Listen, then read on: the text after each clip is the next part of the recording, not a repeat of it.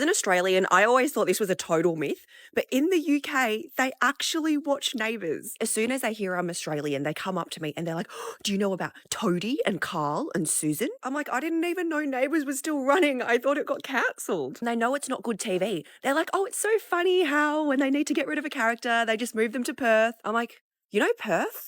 Like, Perth? I just didn't know people in the UK consumed so much Australian television. This must be why so many Brits live in Coogee, because if they live in Bondi, they know they'll end up on Bondi Rescue. I'm going to have to tell them about border security. How else are they going to know not to smuggle fruit over? On the London Tube, there's no internet and you can't look people in the eye, so I've been staring at shoes and rating them as cute or ugly. I guess come join me? This is the first pair, and I don't know why there is a trend of people wearing camel toe on their shoes. It's like publicly showing your foot has a wedgie. I'm going to say this one's ugly. This one's Gore-Tex, which I think is supposed to be super expensive, but they look like they were made out of the surface of the moon with an elastic holding them together. I think these ones are ugly. So these boots here I think are super cool, but there's an exact same pair that are in another colour and they just don't look as cool. And here's the black ones again. So cool. I don't know why it is. I guess they're fine. Nah, the black ones are better. These shoes are like, ooh, I want to be edgy with nails on them, but also look cute. Sorry, but Crocs are always ugly. These loafers are really cute. It looks like they've got a little moustache on them, like, hello there, I'm on the tube. These ones have like an elastic holding them together so you don't have to tie them, but they're a kid's shoe, so I think I'm going to have to say they look cool. Here's the day in the life of a Londoner. Spend every moment outside worrying about phone snatchers. Go take the tube and forget all sense of personal space. Get depressed, then remember you forgot to take your vitamin D tablets. Eat biscuits and drink tea so you have a morsel of sweetness in your bitter, bitter life. Spend all your free time next to the radiator until you remember the price of your last gas bill. Spend an entire 9 months waiting for summer, then take up your favourite hobby, queuing. Hear a woman scream, then remember it's probably just foxes getting it on. Australians, listen to me. You do not need to go to London. Anyone who says London is amazing is lying. People go, oh, there's so much to do, so much culture. If you immerse yourself in the local culture, you will turn into an alcoholic. I used to think, oh, Australia is so boring. I just want to shake things up. Well, London delivered because I got my phone snatched. The streets are dangerous. I used to think in Australia, I would sometimes get depressed. No, there is nothing like a London depression. 3 p.m. and it's pitch dark outside and you can't hear a thing except foxes fucking. The best part about going to London is realising how ungrateful you were about Australia. Let's try some local cuisines and learn the language so we can communicate with the people here. Oh, and the sun is out. Time for a tan. Where's the nearest Chinatown? I don't care if we're in Hungary. I'm hungry for Asian food. Do I want to learn the language of the locals? No, they should learn Chinese. Okay, photo time. Everyone, get into formation. Oh, the sun! Oh, hurry, get your umbrella out. I don't want to tan. I went to a marriage class. Yeah, I did, because I'm single, but I'm manifesting. And there's like a lesson from marriage class that I want to share with all of you. And this is like a participatory part of the show, so you can do it along with me. So what you do is you put your hands together like this. And then you put your middle finger down. Now, I know a bunch of you just want to go... It's not that. So each of your fingers represents different people in your life. So you and your partner are the ring finger. Your parents are represented by your pinky finger, because you'll realise they separate.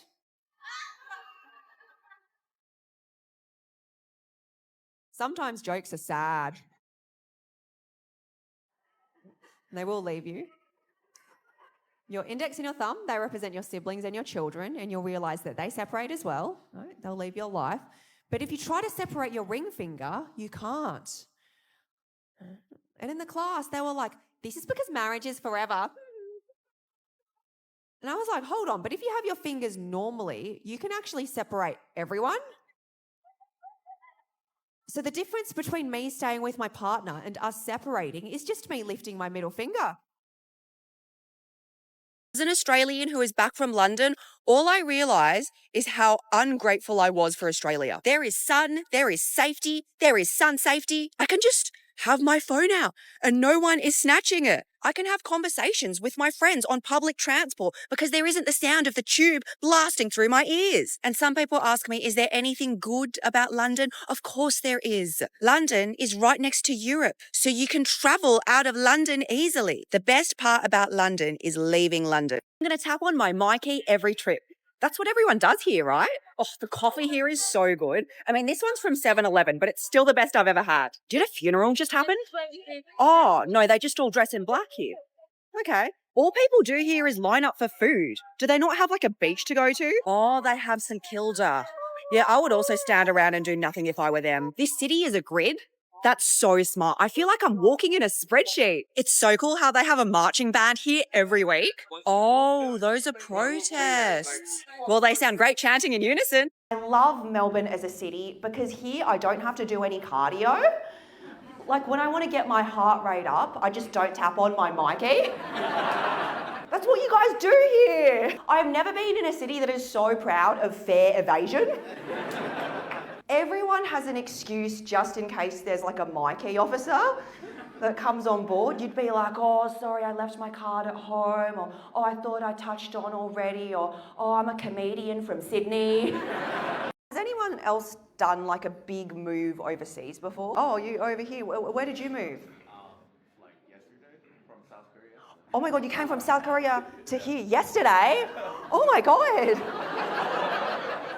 And this was the first thing you decided to do?